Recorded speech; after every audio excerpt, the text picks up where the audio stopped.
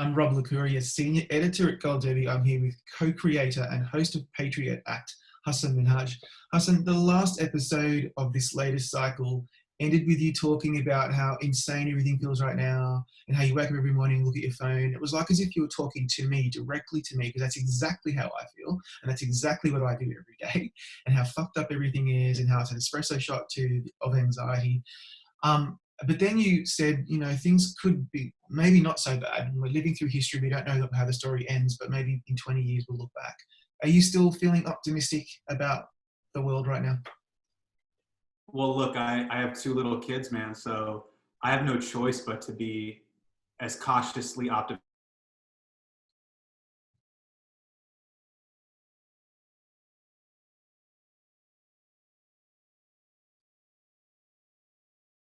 that I've gotten is that irrespective of who the good guys are or the bad guys are in the story, you know, history is always shaped by people who take action. And so that's what I'm trying to think about is, you know, when my daughter and when my son get older, I can at least tell them, what was I doing during this period of time of massive social and political upheaval?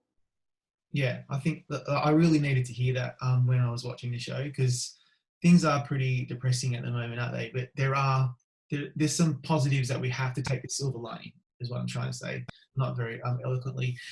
This show is really informative. It's really enlightening. It captures the zeitgeist in a uniquely engaging way. Which is what I love most about it. And I love your tone. It goes from kind of like sarcastic or, you know, ironic to earnest, depending on the subject. What do you think the key is to striking that balance between educating the audience and entertaining them? Yeah, I mean, we have been put in a very interesting predicament where we've had to produce this show quarantine edition. So one of the things that we had when we were inside of the live studio audience is there was a tempo and a rhythm of me performing in front of the crowd. And so I would generally go to camera one, and then occasionally you'd see me break, turn to my right, turn to my left, and kind of have a conversation with the audience. When we built the green screen here at home, I realized there's one camera, I'm speaking to one person, and there's a level of urgency to that. And I thought really the urgency fits the time that we're living in right now. And look, the way I break it down, the gas that I have in my tank is I have your attention for 22 minutes, maybe 27 minutes, maybe 25 minutes. I want to give you as much information and as much of my perspective as I possibly can in this short period of time. And so it really is just how I'm feeling. And depending on the topic, whether it's is college worth it, or taxes sucking, or even something as horrendous as police brutality, it really depends topic to topic. So when we're in the writer's room, now virtual, but when I'm in the writer's room and I'm working on it with Prashant, we're really determining what's the tone and what's the tempo of this week's topic. Okay, that's really interesting, because obviously the pandemic has shut down a lot of productions, but I feel like you're still delivering the same kind of honest and interesting perspective. And to be completely honest, I haven't really missed the audience, and I loved that element of the show. I really did. I loved how you interacted with them, but I haven't missed it. And I think you're right. It's because I'm just used to this kind of interface at the moment. We all are. And but still, I assume you miss doing the show in front of an audience and that interaction. Right. For me, it's a bit of a bummer. But one of the things that I've leaned into instead is when I look at that script and I'm reading off of prompter, I'm trying to think of it as a story arc. And I'm just performing for one person who happens to be our showrunner, Prashant, who's right off camera. And what I'm trying to do is just hold his hand through the story. And that's the way I've looked at these headlines now. There used to be these joke breaks, these applause breaks that I would get in and that I'd have to kind of ride the wave of that. This has made me rely on a little bit more of my storytelling ability more to go, hey, I'm going to tell you one story right now. I'm going to tell you how we broke our supply chains. We've always made the joke, America's made in China. But what you don't know is that deal was made a long time ago and we're paying the price now. Let's go. And then I take you on that arc through the entire episode. Also, like a huge saving grace is our animation department. They're just incredible. And they've been able to surround me with all the beautiful data viz and graphics and 3D animation that makes the show great. I mean, I'm 70% screens and graphics. And so I couldn't have done it without them. And you know, there's a reason why they've won the Emmy for motion design. They're just incredible. Yeah, that's as well. I love the graphics on this show. I'm one of those nerds that lives for that kind of stuff, and so You're a data visioner. 100%. And oh my god, I love it. I could just watch it all day, and I get really cranky when the episode's ended. I'm like, no, I want more. Keep going. But I realize that you do have to sleep and eat, so it's cool. Right. Now, you've mentioned that the show approaches topics with a longer shelf life. I've seen you mention that before. It's not about tweets or headlines like some other shows are, or the latest controversy, even though there's so much of that. You could do shows just on that every day. To that end, though, do you want to do more follow-up episodes, revisiting things you've done in the past? I know you've done a little bit of that, but would you like to do more in the next cycle? Yeah, one of the things that I always try to do is when I look at the way our show exists on Netflix, instead of even seasons, we're volumes. And I try to think of each of these episodes as a chapter in our 40 episode volumes, you know, within 6 volumes, but these are 40 chapters within 6 volumes. So take something that we covered 9 months ago, the broken policing system, which at the time was not at the forefront of the national discourse, but a lot of the concepts that we talk about, qualified immunity, defunding the police, chokeholds, these things that are now flashpoint issues today, those things were brought up in my most recent interview with Keith Ellison. And so the way we're able to kind of mention things in the past, and you'll see I'll even refer to previous episodes in a current episode, you know? So that's something that I want to continue to do. And we like to kind of wink at those things. We've even done it with covering Indian elections. Then there's a part 2. We did that with Saudi Arabia and Chinese censorship. There's a part 2. So that's something that I want to continue to do to just keep that thread going. Yeah, but they're still really relevant because, like, you know, like, for example, after I've finished watching the episode, sometimes Netflix will take me back to a really old episode for some reason that I've already seen, but I haven't seen in a while. And so when I was watching the last episode, it just took me back to fentanyl, which was done ages ago, but it's still super relevant now. And I was thinking, like, it's good that you guys are thinking about that because who knows when people are going to be watching, right? That's exactly right. And also, when you think about our show, it exists both on Netflix and on YouTube. So people end up getting recommended another episode after they finish one that is in perhaps a different period of time in the. Think of every episode as what fundamental question are we answering? And so to me, the fentanyl episode was really important to me because I personally know people who have passed away from this terrible, terrible thing, but B, it is the next wave of the opioid epidemic. And so if there's anything that has kind of defined American drug use as of right now, it is the prevalence of opioids. To me, the thing that we're not talking about just yet is the potency of fentanyl. And so every time we put together an episode, I go, what's the big question that we're answering here? Yeah, but then, and then I was also thinking, each episode is so dense with facts and graphics and jokes and one-liners, and I imagine it takes ages to put them together, right? But then, what happens when in this relentless 24-hour news cycle, things are changing day to day? Do you ever have to go back and update things before it airs, or streams, I should say? Yes, there's times that we've filmed and we've had to update a pull quote. We've had to, and you understand this as a journalist, is when you're trying to pass legal and fact check. That's another hurdle that nobody else sees. Like, you've lived through it. It's the nightmare, but it's necessary because the last thing you want is to put something out. Then you have to go back and either apologize for it or, you know, give a disclaimer as to why you got it wrong. And so, again, shout outs to our news team, which is incredible because there's times where I will sometimes even go off prompter. I'll just go from the gut and they make sure that all of my almosts, maybes, allegedlys, however, all of those things are correct. And our graphics team is super detailed where they are checking every pull quote, every tear, and every graph to make sure that it's reading, it's translating, it's factually accurate. So we've been in a number of those situations where Hasan has messed up, they've had to pick up the slack, or because of changing news, we got to go full screen on this graphic and just, you know, update it completely, you know, just as we're delivering the IMF files to Netflix. And see, because that's about credibility. Because even though the show is super funny and entertaining, if you've had a lot of gaffes in the past where you've said stupid shit, people are going to stop paying attention. So that's super important. It's intentional. But then you get the exception. That recent episode about George Floyd, I think it seemed like you turned that around pretty quickly. It was very uncompromising. It was powerful. Your tone was really angry and urgent, and it was necessary. Talk us through that one. So it was one of those things where, a lot of times we map out what are the 7 or 8 big ideas we want to talk about this season.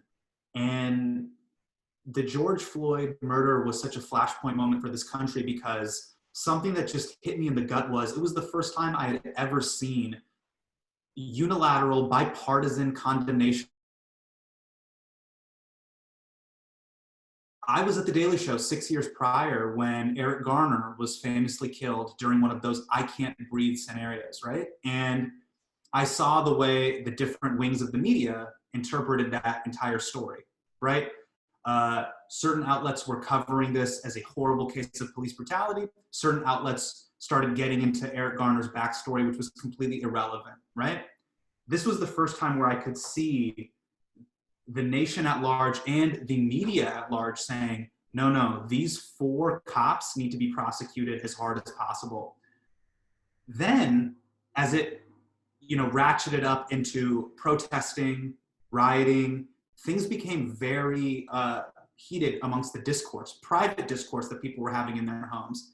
And that felt like that was a moment in the middle of the week where I wanted to talk to my own community because there were a lot of ugly conversations that were happening. And I just felt like a graph, a pull quote, and data viz isn't going to get this done. I kind of have to speak from the heart here. Yeah. And you're speaking to immigrants, right, who should feel more empathetic perhaps to the cause than they do. And when you said the line, well, why can't they just follow the laws? And then you said, well, imagine if the color of your skin got you killed.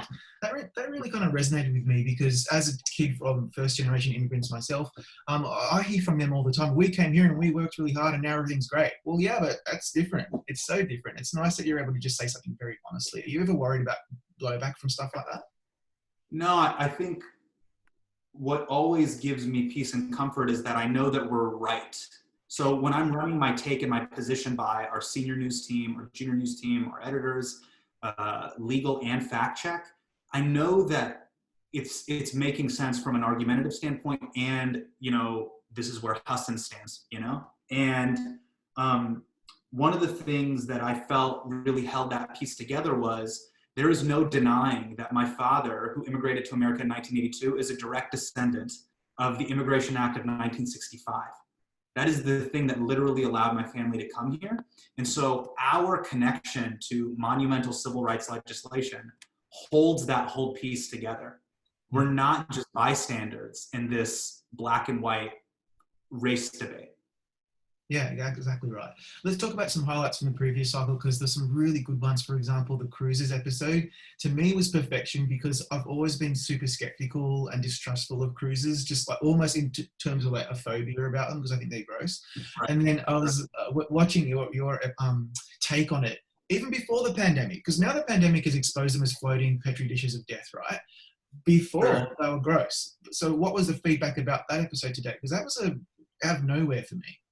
So I remember when it was pitched and I saw the pitch on my desk and I go, this isn't a story. Like, I know that they're, like the food is bad and like, it's a questionable way to spend time with your grandparents on a cruise to Mexico. But does this story have more legs? And I remember the writer that pitched it and the news producer that pitched it told me, hey, this isn't just a story about cruises. This is a way we can back into talking about climate change and global warming. And I go, oh, that's a really interesting topic. And that's a really very interesting, thing to talk about, that the environmental impact of this thing. Another example of that was fast fashion. Fast fashion is a very sexy, topical thing.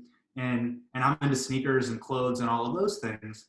But again, fast fashion was a way that we could back into a larger conversation around global warming. And that's when I think the show is firing at its best, when we use something that is maybe poppy and sexy to back into a larger conversation that's a little bit confusing or esoteric. Yeah, I love it's very stealthy. I love it how the show does that. And with fast fashion, it really hit me because I love buying shirts from whatever H&M or whatever it is.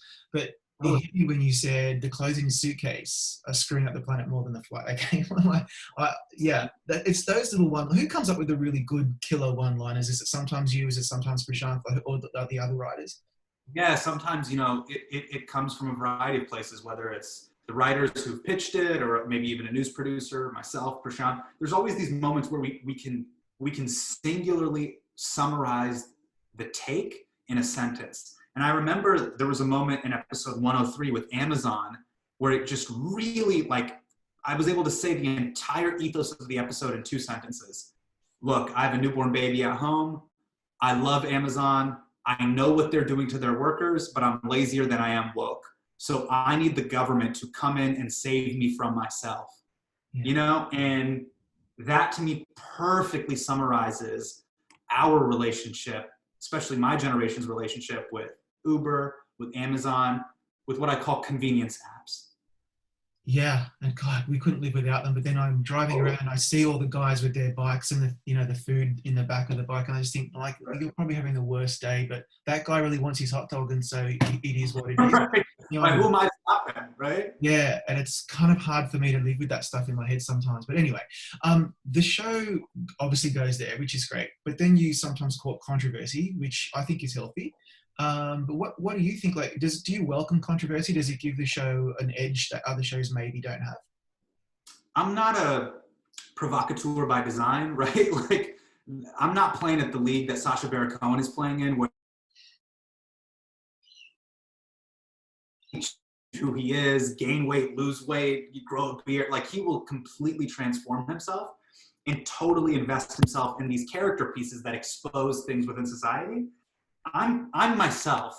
The thing that I have always tried to do is think about, look, this is such a cool opportunity. I'm a comedian. I have a global platform. This is something that wasn't possible 5 years ago. The fact that I can say something in America and it can be seen in 190 countries equally on one platform is a very powerful thing. And if I have that opportunity for as short as that period of time is, we should say something. Let's swing. Let's go for it. And some of our best episodes are those episodes where I'm a little bit scared. I don't know how it's going to land, but I think it's something that's important and something that people have been saying, but they just don't have a show. And I'm lucky enough to have one. And so we've just decided to go for it. But it's pretty ballsy to be like criticizing the Saudi Arabian regime or Chinese censorship or even Jeff Bezos. Like, he's the most powerful, richest guy on the earth. Like, I mean, you say you get a bit scared sometimes, and that's probably really exciting. But have you had any actual like something that's happened to you because of those particular topics? Yeah, there's some weird, obviously, internet death threat, just weird freak scenarios that you're never prepared for. And it's weird that comes with the territory, just because of, hey, you're a guy speaking directly to camera, and people will assign, everything that you say in that show, they'll assign that upon you, and that's a weird thing. It's something that I wasn't directly ready for, but a lot of hosts will tell you they've gone through that. John has certainly gone through that. John Oliver's gone through that. Trevor's gone through that. So it's a very new thing that I wasn't super familiar with, but it's always strange whenever it happens. And what about the upcoming presidential election?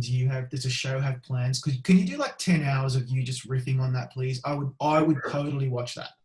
I mean, we wanted to do an episode, we did it a few weeks ago, just why our election system is broken.